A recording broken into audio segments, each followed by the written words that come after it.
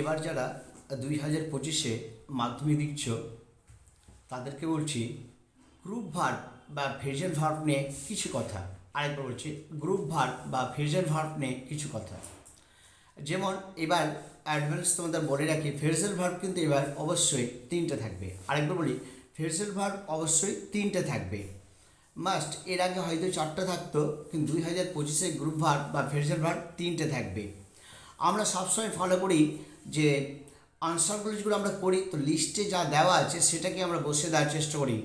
সবসময় question follow করো, আগে দেখো কোন শব্দটা নিচে দাগ দেওয়া আছে বা আন্ডারলাইন করে দেওয়া আছে। ধরা আন্ডারস্ট্যান্ড বলে খুব কমন ফ্রেজাল ভার্ব, যদি আন্ডারস্ট্যান্ড যদি থাকে তো ওর জন্য আনসারটা কিন্তু হবে মেক আউট।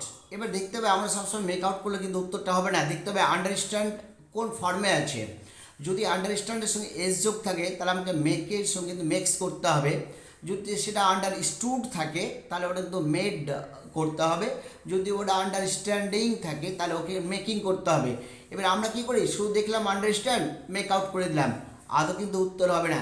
তো যখন আমার তিনটে ফ্রেজাল ভার্ব থাকবে, তিনটে অবশ্যই থাকবে, আর তিনটে কিন্তু কমন পেতেই হবে। আমি অনেকগুলো গ্রুপ ভার্ব তোমাদের সাজেশনে দিয়েছি, তো তিনটে গ্রুপ ভার্ব অবশ্যই কমন পাবে, কিন্তু কমন পেয়েও অনেকে ভুল করে দিচ্ছে, মানে এই কারণে ফর্মগুলো চেঞ্জ করতে পারছে না। তো আজকে মনে করে দেওয়ার উদ্দেশ্যটা হচ্ছে ফর্মগুলো তোমরা অবশ্যই দেখবে এবং ঠিকভাবে চেঞ্জ করবে। কোন ফর্মে ভার্বটা আছে সেই ফর্মে উত্তরটা হবে, তাহলে উত্তরটা অবশ্যই ঠিক হবে।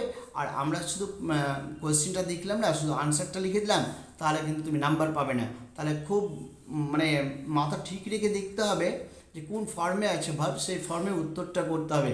কারণ তিনটে ফ্রেজাল ভার্ব অবশ্যই তোমাদের ঠিক করতে হবে।